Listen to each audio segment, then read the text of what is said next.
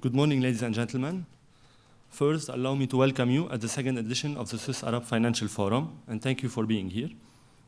This forum has been designed to build on the groundbreaking forum of last year to bring together Arab and Swiss financial and banking leaders.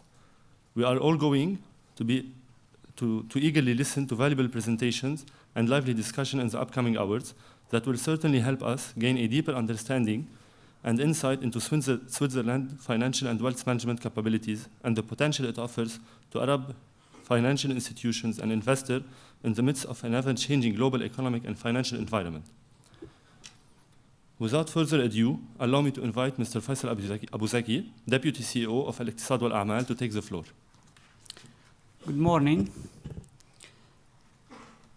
Distinguished guests, ladies and gentlemen, it's with great pleasure that we take part in organizing the second Swiss Arab Financial Forum, an event that was conceived with our Swiss partners, the Geneva Financial Center and the Arab-Swiss Chamber of Commerce and Industry, to become the premier forum for discussing Arab-Swiss banking and economic relations and their future. We have started last year by focusing on investment and wealth management. We thought the issue to be timely, considering the prevailing market conditions since 2008 crisis. At the same time, Arab investors had been watching with some concern the changing regulatory environment and what they perceived as serious challenges to the Swiss banking system and for Switzerland as a financial hub. So there was also a need to clarify the situation. Switzerland and Swiss banks, especially private banks, have always enjoyed a special standing among Arab high net worth individuals and many institutions with large sums of investable funds such as sovereign wealth funds. Your Excellencies, ladies and gentlemen, good morning. I wish to wish you a very warm welcome on behalf of the Swiss Arab Chamber of Commerce, which is very well represented here today. As you probably know, the main objective of the Chamber is to identify and activate business links, business opportunities, business contacts for Arab actors in Switzerland and for Swiss actors in the Arab countries. Two of the topics of today, which we are going to address today, are the key objectives of the Chamber, namely banking and finance and trading and shipping. Both have today in common that they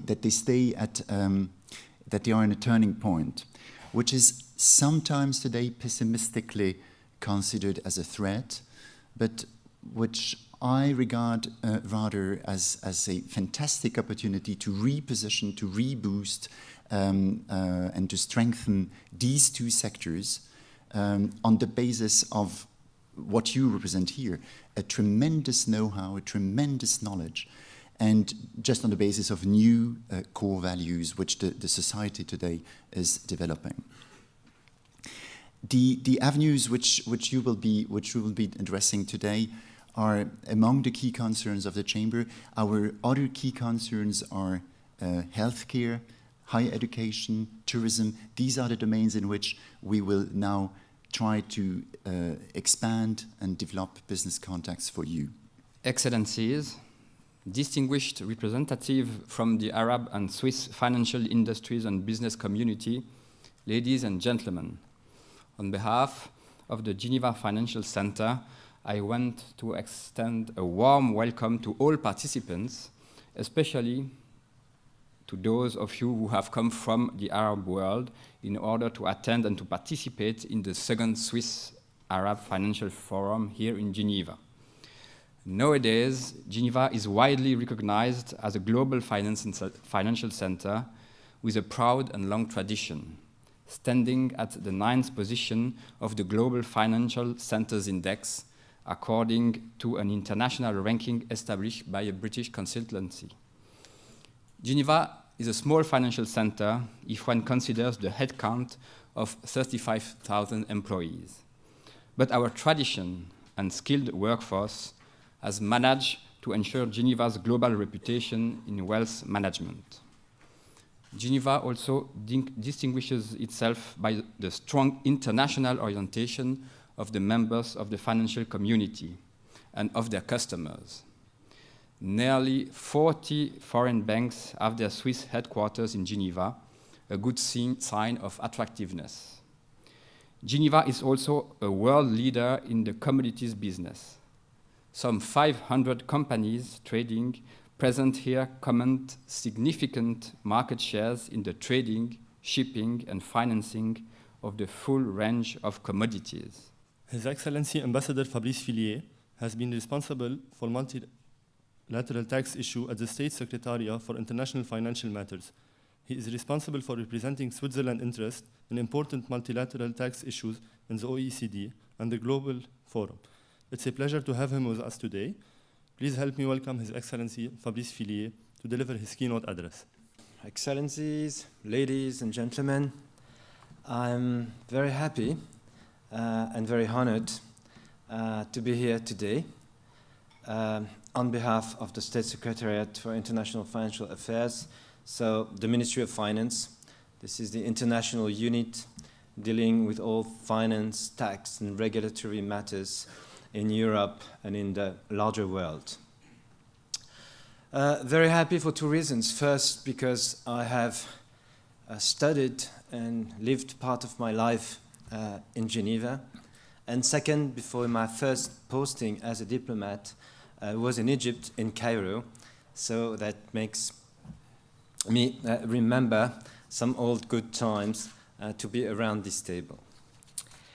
So I will today tell you a bit about, well, first Swiss Financial Center, then a bit Swiss-Arab relation in terms of trade, and then I will give you some elements of the Swiss financial market policy and some of the challenges we face, notably in the area of tax.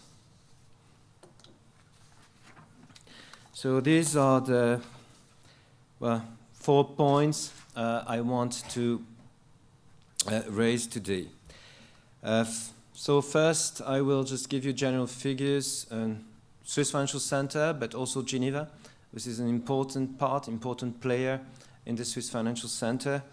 Then, since we are here, in the dialogue between Arab and Switzerland, I think the trade and some economic figures are also very valuable to see how intense the relation is and how trade is growing between between Switzerland, and the Arab countries. And third, the financial market policy in general, the objectives of the policy, what we are trying to achieve, as authorities, federal authorities, for the Swiss Financial Center, what kind of framework conditions we are looking for. And finally, something that you can read very much, in the papers, all the new trends, in terms of tax transparency for individuals, tax transparency for companies. We will move now with our agenda to a presentation by Monsieur Nicolas Pictet, the President of Geneva Financial Center, who will shed light on wealth management future in Switzerland. Monsieur Pictet, the stage is yours. Thank you very much, ladies and gentlemen. Wealth management is growing worldwide because wealth, fortunately, is growing.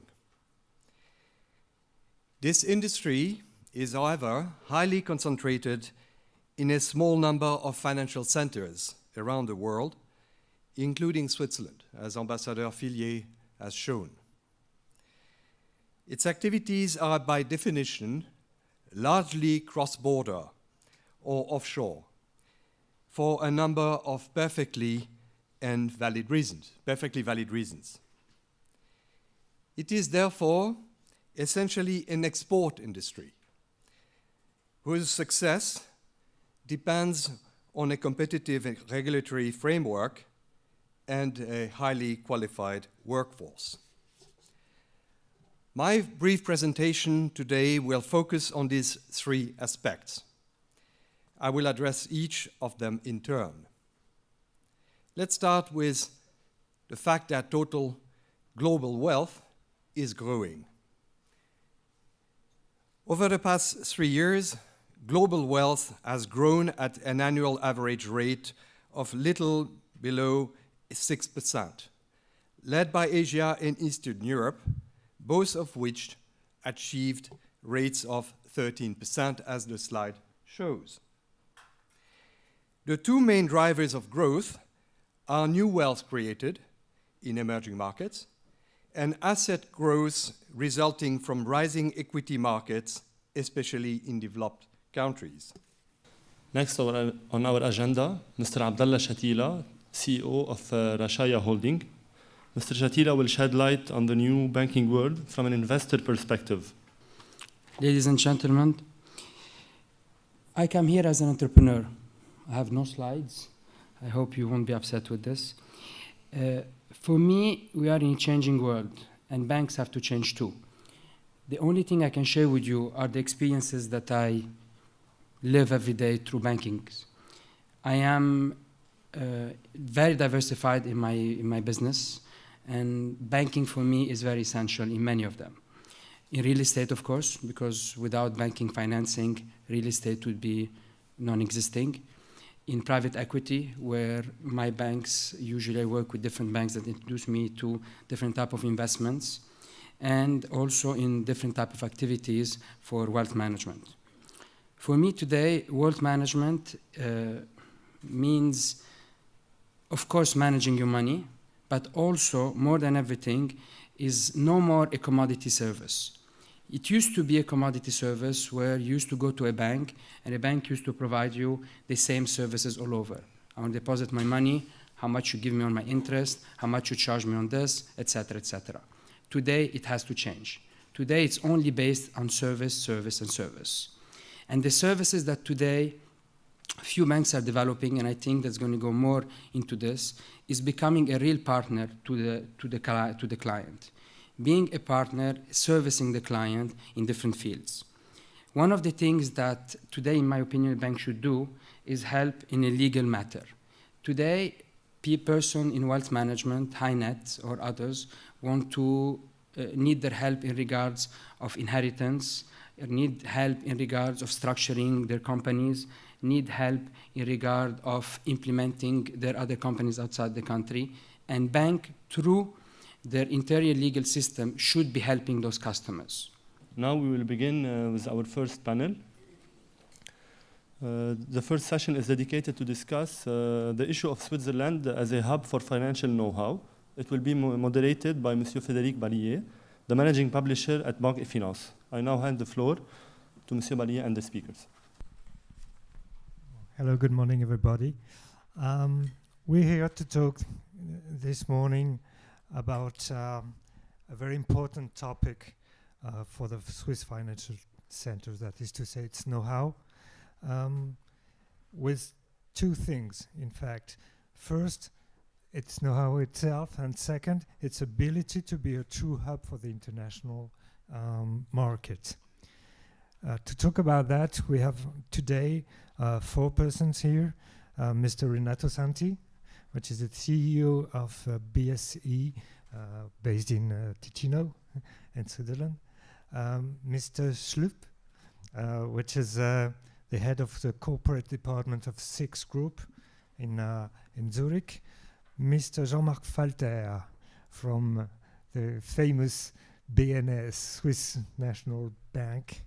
And Mr. Adel Shakir, which is managing director of the BankMed here in Geneva. So, ladies and gentlemen, today I will have a slightly different perspective as the other people at this panel, because as a representative of a central bank, I will be talking about the regulatory environment in Switzerland. And I will focus on one aspect of the regulatory environment. It's a so-called macroprudential regulation, which is embedded in the Basel III framework, which was already mentioned priorly. This topic is not directly related to wealth management, but still it has a industry-wide impact and also an economy-wide impact. So I think it's quite important to mention it today. First, I would like to stress that the Swiss financial industry in general and the banking sector is of vital interest to the Swiss National Bank and to any central bank because, of course, monetary policy is transmitted through the channel of the banking sector. Also, the banking sector is a source of shocks, so it goes both ways. And also, this industry is quite important for the Swiss National Bank because, as it has already been mentioned this morning, it's a large part of the Swiss economy, much larger than in other rich nations outside Luxembourg and so forth. So there is some interaction between our mandate and the banking sector, so one can ask oneself, what can the SNB contribute to the success of the financial industry in Switzerland and abroad? A key role, of course, is played through our mandate of price stability, which ensures economic stability. I won't be talking about this topic today. I've got enough of talk about the 120, but we have this under control. There's no risk of inflation in Switzerland in a foreseeable future. But I will be talking about financial stability, which cannot be addressed only by means of price stability. And we have a changing view of micro-financial stability. Prior to the financial crisis, we had these two blue boxes. On the one side, macroeconomic policy, which was the responsibility of the central bank, but also the government. On the other side, the micro-prudential aspect, which are the responsibility of a national supervisor. Excellencies, ladies and gentlemen, it's a pleasure to be here. First, I would like to spend a few moments to explain you what SIX Group is all about. SIX is the operator of the financial market infrastructure here in Switzerland, which comprises basically 4 business areas, being the operator of the National Stock Exchange, so securities trading. We operate also the post-trading, including the central counterparty and local securities deposit. And these 2 business areas are primarily focusing on Switzerland.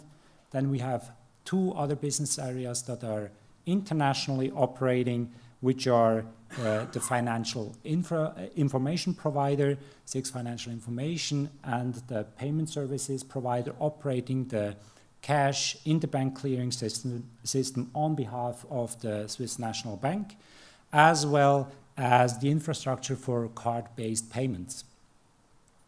In my function as head of corporate development of the financial market infrastructure, I am also a member of a standing working group called Forum Financial Center, which is organized by the State Secretariat for Financial Matters and consists of representatives from the federal administration, including the Swiss National Bank, the regulator FINMA, as well as private sector representatives from banks and insurances, but also the infrastructure. And on this background, I would like to share just a few thoughts with you about opportunities and also challenges Switzerland faces as a financial center, but also as a know-how hub. I think on the opportunity side, we have 3 factors, the first being the increasing complexity of the regulatory and tax framework, which we heard a lot about by previous speakers. And I think this is really fostering demand for highly sophisticated services. And we have just heard from Mr. Chatrila that he stresses really the point that services, advisory services, is a distinctive factor for a financial center. Good morning also from my side, dear ladies and gentlemen. When I was asked to speak 3 to 5 minutes about the Swiss Financial Center, I decided to do a kind of reverse marketing exercise. Because what I want to have as a kind of line to follow is the line of the challenges that we have as Swiss banks. And so what I want you then to remember is what I will answer at, what will be the answer that we are giving to this kind of challenges as a Swiss financial system. I think that there is a lot that has to do also with what was said by my colleagues. On one side, when you speak about challenges, we see in Switzerland as banks the increased scrutiny of clients with economic downturn. This is clear. So customers are looking for something different. But we can, as Swiss banks, leverage on the values of safety, stability, all the type of stability that were mentioned by my colleague. And I think that this is really a strength point of the system. There is a challenge, but we are ready to answer. If we go to tightening regulation and tax amnesties, this is another challenge, it's clear. But what I see being with customer every day is that there is a strong trust in the Swiss financial center. We are leaving, for example, voluntary disclosure exercise by some European countries, and what we see is that the high net worth individual and ultra net worth individual customer are staying with us, even after the exercise of the disclosure. So this kind of trust, this kind of situation is very much given, and it's something on which we can leverage in the future. Regarding Western Europe with negative growth until 2017, this is obviously a challenge on one side because there is an opportunity for grow less. But as you saw from some, let's say, information that were given by Mr. Pictet before, you see that there is growth in the market of wealth management. And being Switzerland an international hub, there is an opportunity to take a big part of this growth on one side. Good morning, everyone. Let me first apologize. You don't have my bio on the catalog in front of you. The reason is very simple. I've just been informed a few days ago of my presence here. So, sorry, you don't have my photo nor my bio, but briefly speaking, I have 19 years of experience on the financial markets. That includes 14 years in asset management, mainly in alternative asset management, and as a portfolio manager mainly, but as I worked in different boutiques, I would say that you have to do everything, risk management, trading, and even the cleaning sometimes. And I have 5 years of experience also in the private banking. I'm currently working for Bank Med, and I'm heading the investment desk there. So today, taking into account my experience, my approach is going to be focused around asset management within private banking as an industry. And I would like just to show that asset management is a new focus. Not so new for some big private banks, but it's a new focus, I would say, for the industry as a whole, and clearly a segment of growth going forward. I'm going to start by just saying some bad things, actually, about Switzerland and Swiss private banks. First of all, the great reputation that all these Swiss private banks had has been tarnished over the last few years. I'm not going to list all the wrongdoings of the industry as a whole, otherwise I'm going to spend the whole day, but I would just mention one of them, which is not directly a wrongdoing, but it's an impact of a lack of expertise. That's the Madoff fraud. As all of you know, the Madoff fraud in this story, many Swiss private banks have been involved, engaged, and affected by that story, money-wise, obviously, and also in terms of reputation. And as I said earlier, I think it's only a matter of lack of expertise, lack of professionalism, lack of expertise not in the private banking segments, most of these segments, but in a very specific segment called asset management. And clearly, Switzerland, Swiss private banks have taken advantage of a competitive edge, which was simply called banking secrecy over the years. And right now, that competitive edge is disappearing. So clearly now, the industry has to be more efficient. Efficiency means being more focused, as Mr. Shatila has clearly said earlier. We need to provide, as banks, as private banks, a full service. We now move to start the forum second session, discussing the investment prospects of MENA market, which will be moderated by Dr. Florent Said, Chief Economist at Arabia Monitor in the United Kingdom. Dr. Eid, the floor is yours. As we await our second panelist to come up, I'd like to thank everyone for being here today and for the organizers for having invited me to speak. What I'd like to do in the short period we have for our session is refocus the discussion on developments in the MENA region and what they imply for banking and financial markets. The region, as you know, has undergone major tectonic shifts over the past couple of years.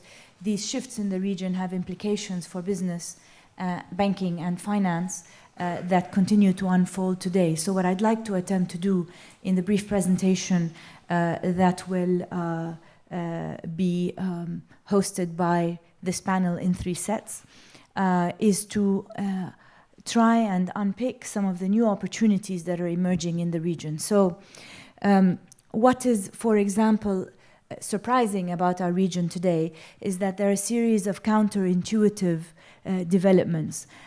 One major counterintuitive development is that Saudi Arabia, which traditionally has been an exporter of capital, is now in a position to be a fairly robust and strong importer of capital because of the opportunities the kingdom is providing as a result of its public expenditure and investment pipeline domestically. We'll talk a little bit about that, and then I will invite Mr. Al-Fawzan of the Investor for Securities to both introduce his firm briefly in a moment. Mr. Al-Fawzan, please.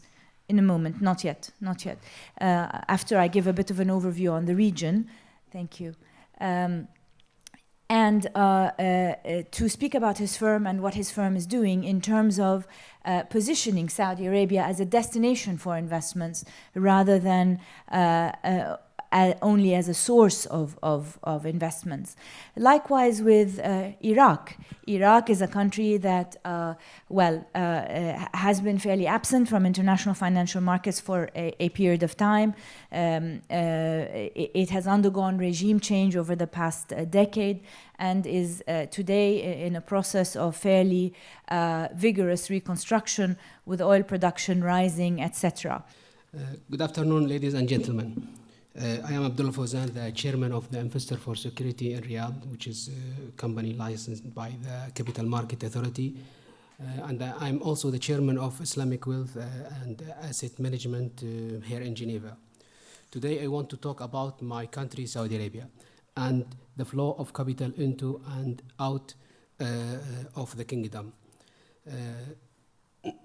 Everyone knows Saudi Arabia is the large provider of international investment capital. But it's also a large consumer of capital with hundreds of billions of dollars of investment both underway today and projected for the next 20 years. This flow of capital is large and important. As Saudi Arabia moves to the new generation of the leadership and growth, my companies are at the center of this capital movement.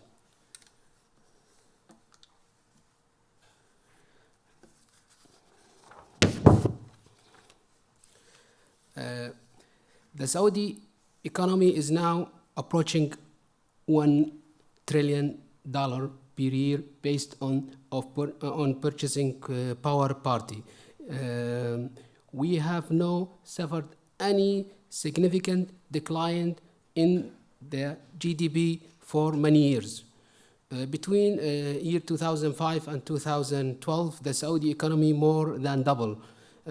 Of course, increasing price of oil were behind a large part of this increasing, but so was the growth of every sector of our economy. Saudi have one of the highest saving rate in the world, ranked at the 10 among nations like Qatar and Kuwait. This saving rate is helping build our economy with massive domestic investment. But it also feeds global appetite for capital through international investment. Thank you, Dr. Eid. Good morning, ladies and gentlemen.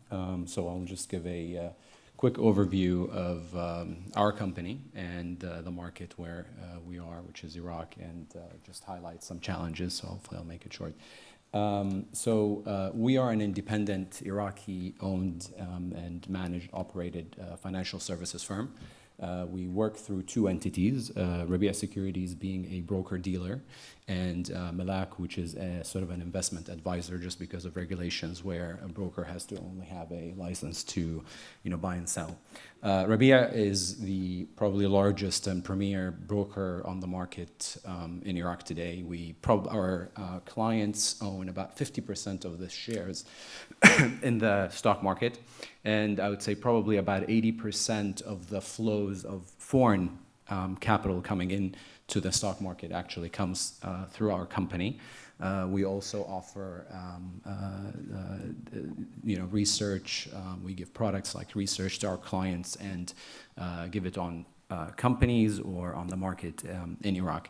Malak is the investment advisor, let's call it manager or investment bank, has been operating and executed several deals. I'm going to highlight a few of the deals here, not for reason of let's call it advertising, but just to show that you can actually execute deals in Iraq today. And what we're trying to do is try and bring what everybody's used to, or at least see, and even call it the GCC countries, of how you can operate and execute. So that spans financing, trade financing, investing, and advisory.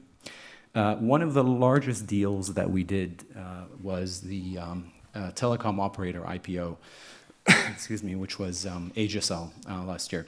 Asiacell is the second largest operator in Iraq. There are three operators, Zain, Asiacell, and Korek. And this deal closed last year, and the company went public, and this was a $1.2 billion IPO, listing 25% of the company. This deal was actually closed successfully, and it completely doubled the size of the stock market in the country. And frankly, for us, it served as a catalyst where a lot of people all of a sudden started paying attention that there's a market that's big and you can actually execute deals of this size. Ladies and gentlemen, we hope that you enjoyed the lunch. We'll proceed now with the keynote address by Mr. Winston Griffin.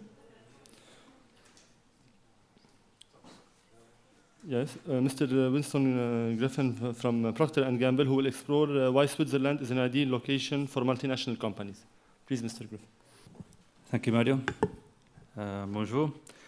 Good afternoon, Mr. Ambassador, Fabrice Fallet, Mr. Parliamentarian, Edouard Cotet, Professor Jean-Paul Villetti, who I wanted to meet, I couldn't find, Monsieur Faisal Abayesaki, and all members of the Swiss Arab Financial Forum. My name is Winston Griffin, and I think you can see it, yes, good. And I am here representing Procter & Gamble. It is unusual, I suppose, in a financial forum, which has a strong bank and financial market angle to it, to represent perhaps another part of the business community.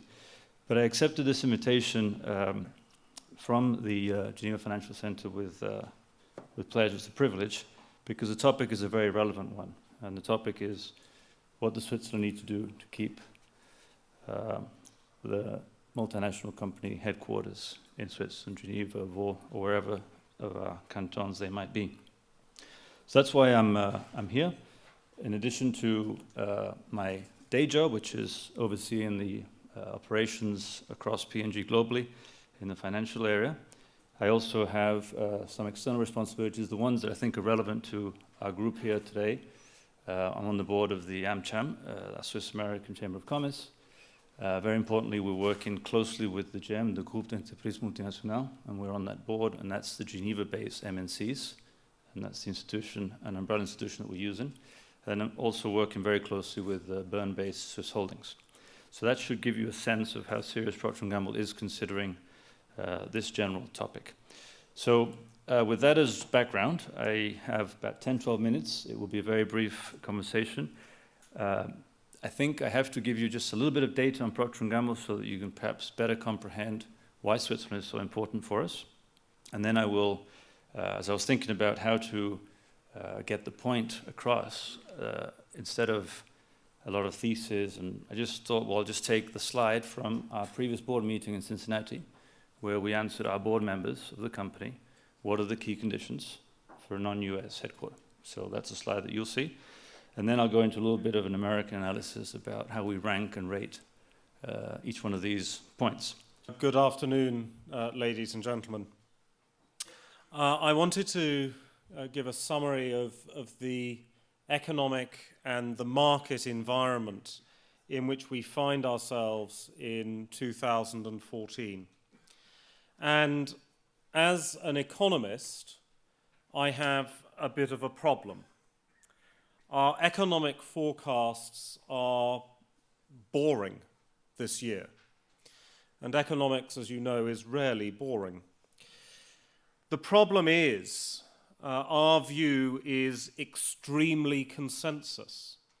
Or as we prefer to put it at UBS, the consensus is extremely UBS in its opinions. Everybody believes the world is going to have a gradual recovery.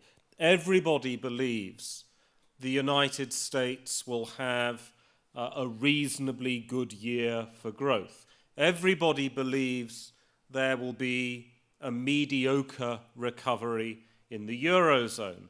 Asia will grow, led by exports. There is very little difference of opinion in financial markets about where the world economy is going. I think that this is a result of where we are in the economic cycle today. That if I look at the States, there will be no fiscal tightening this year. That is certain. Congress has decided the budget until 2015. And we have a gradual improvement in bank lending this year.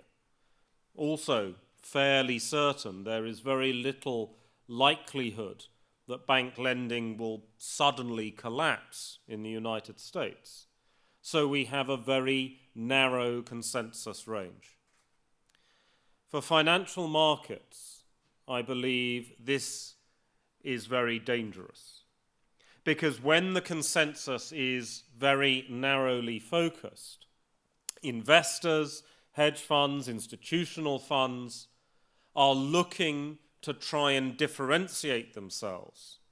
No one is ever paid money for performing as well as everybody else. Everybody wants to outperform. And what we are seeing at the moment is a tendency in markets to overreact to very small events. We'll proceed with our final panel, panel 3, Commodity Trade Finance. I will leave the stage to Dr. Nasri Malhami and the panelists. After a long day listening to speech, the panelists should revive now the attention of the audience. You will see the subject is very interesting and the speakers are great. Good afternoon, everyone. It's a great pleasure for me to moderate today the debate covering commodity trading. Trading. Since thousands of years, trading is a way of connecting people together. Switzerland and Geneva in particular, this area of Geneva, is the place where we have built up this connection between bankers, trading house, insurance, shipping company. Although Switzerland is well known for its reputation as worldwide center for private wealth management, not so many people are aware about the importance of this city as a center for commodity trading. Actually, this city witnessed for the last century, if I can say, 3 waves of for trading houses. First waves, the pioneer in the 1950s, 1960s, were coming from the Levant to set up their own business in Geneva. I mentioned the cotton traders, who are the first traders who came to set up their business in this city. And among us, we have few of them, either third or second generation. Second wave, 1970s, 1980s. In the Middle East, we have the boom, oil boom, which brought many traders to set up their trading desk in Geneva. And recently, if I can say recently, in the 90s, 2000s, it was the Russian oil producer who came also to create their trading arm in Geneva, not only on the energy side, but also on the soft commodity and the metals. Ladies and gentlemen, thank you for attending this prestigious forum. I'll try not to be too long as an introduction, but I thought it was of some added value to give you a picture on what commodity finance and displays in Switzerland. So the role of Switzerland as a hub for commodity trading finance. Then we'll move on what can we bring to Arab financial institution and trends and development. So in fact, this is what we are talking about. A commodity hub. Maybe one day we'll see that. So what differentiates Geneva and Switzerland in terms of commodity hub is that we really have a unique situation where you have all the actors present in our hub. It is not necessarily the case for London, for New York, for Singapore. In Geneva, in Switzerland, we have all commodity trading houses. All number one have an office in Geneva. They don't have exclusively an office in Geneva or in Switzerland, but they have one. Trade finance banks are also very present here in Geneva and in Switzerland. It's a very specific way of financing. It's not a model that you can see very much in the Anglo-Saxon business school or business financing. We have the people in the banking industry in this region who understand commodity finance. Ship chartering, we have also a number of people active in the shipping industry. The amount is just incredible. More than 25%, for example, of chartering is done for or from a company based here in Geneva. Legal inspection and certification, here again, leaders are definitively in our city, and it's, as you know, very important in this business to have inspection and certification company. Well, with all what you have heard, I have to live up to your expectations now. So first of all, apologies from my brother Nicholas Tamari, who had an unforeseen trip to the Middle East. And I'm hereby addressing you as a board member of Sukafina, an ex-trader. I ran Sukafina for, I'd say, I worked in Sukafina for 20 years and ran it for over 10 years. And we are a third generation in the business. So as a family, we're organized around 3 lines of business: Sukafina, coffee trading; Wal-Aamal, wealth management; and the real estate in 2 different regions. So with 30 years of experience for my part, of which 20 years in soft commodities. I'm going to try to keep things as simple as possible and complement in certain fields what has already been said by Mr. Griffin and by Jacques-Olivier Thoman and Nasri Malhami. You must know that both of them were my bankers when I was calling on them to get credit lines to finance my business. And they were, I can tell you, one very tough and the other one very smooth, but very tough too. So I'll let you guess who's who. So there is very often a confusion when you talk of commodity traders. We are first merchants. We deal with physical commodities. We manage a supply chain in addition to managing future market risks. We also had to adapt to the liberalization of world trade and to its ever-changing environment. As a simple example, in the past, we used to travel in producing countries. We had to deal with government boards who were collecting from farmers the products, and we would buy directly from government boards. Liberalization made it that we had to really integrate the chain and start buying from the farm at the farm level and run the risk from the farm level to the door of the industrialists. In today's world, we also have to include social responsibility in our strategy. I would say that big industrialists perceive us as an insurance policy. We add value through the chain by freeing capital, which they can deploy and allocate elsewhere. And we basically are an insurance policy because the risk to supply is basically on us, irrespective of market conditions and or unforeseen events. Good afternoon. Not so much as a sales pitch, but to describe my background a little bit and the firm I work at, which hopefully explains why I'm of the opinions that I'm of.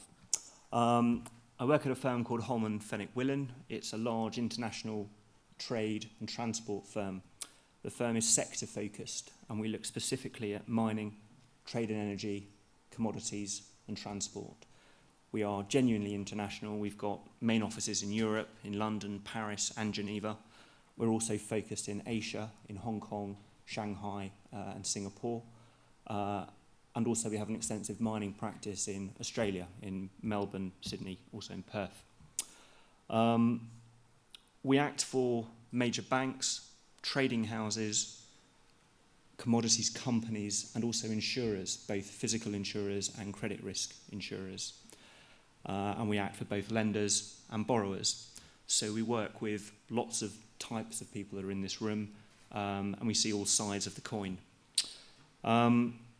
My expertise in particular surrounds asset finance and trade finance, and again I work for banks, trading houses and oil majors. We advise on structuring transactions and then documenting them. I also work across commodity sectors, so I work with the oil industry, looking mostly at prepayment arrangements at the moment, gold transactions with tolling arrangements, grain, using letters of credit to support the credit advanced, sugar, and also in the steel industry.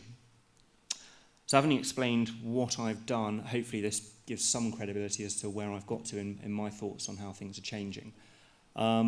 Traditionally, plain vanilla bank debt finance ruled.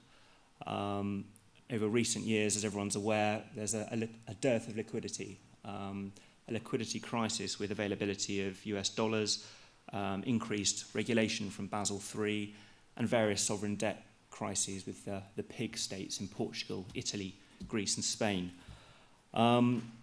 Banks, over the last couple of years, have started to withdraw.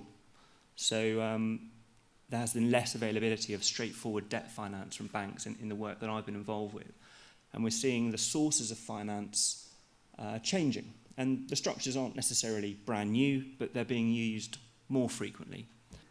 Well, on behalf of Al-Iktissad, Wal-Aamal and our partners, Geneva Financial Center and the Arab-Swiss Chamber of Commerce and Industry, we announced the conclusion of the conference, the conclusion of a full day of lively discussions, new insight and ideas on Switzerland financial center capabilities and the potential to grow Arab-Swiss financial and economic links. When we launched the forum last year, the challenge was to make it happen. When we wanted to do it for another year, the challenge was to make it better and sustainable. Next year, we also intend, with our partners, to also make it better by deepening the focus on the financial aspect of Swiss-Arab partnership and at the same time by expanding the content into the other aspects of this partnership, including the economic, trade, and people aspect. I would like to thank you again, to thank our partners, the Geneva Financial Center, the Arab Swiss Chamber of Commerce and Industry, for the effort they put into organizing the forum. I would like to thank our speakers. I would like to thank you all and our sponsoring partners, and hope to see you again at next year's forum. Thank you very much.